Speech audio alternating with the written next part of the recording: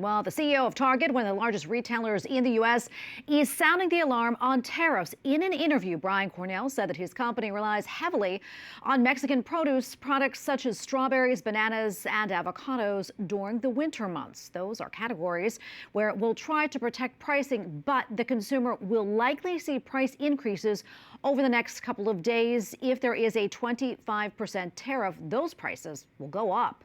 The warning comes as the company says its sales dropped in February and they are not expected to grow more than around 1% this year.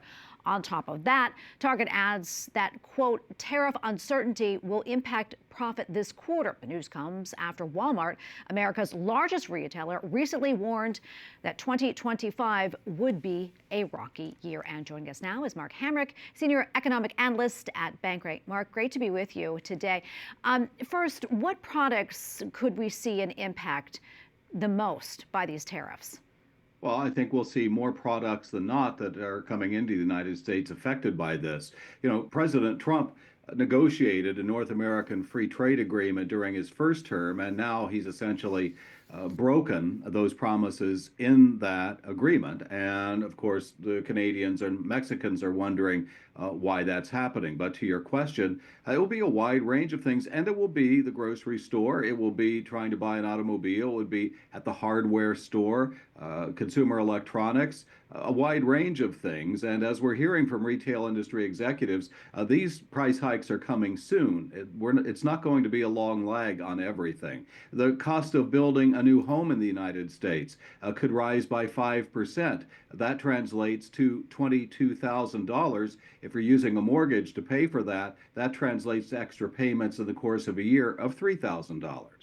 Mark, how long do you think this could last? I mean, your guess is as good as anyone, Tracy. It's all up to the president. And we see the unpredictability of his decision making on this. And in the reporter package, is it fentanyl? Is it U.S. production capability? What is it exactly?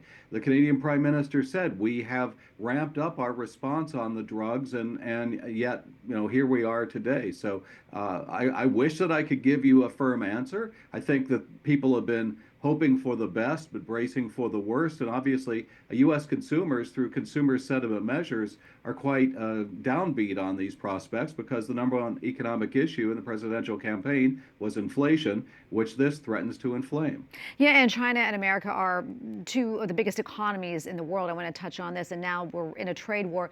What does that mean, Mark, for the global economy?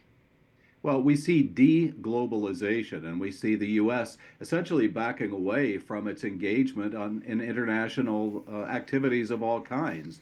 And so the world becomes a more unstable place, and we're essentially ceding the playing field to evil actors.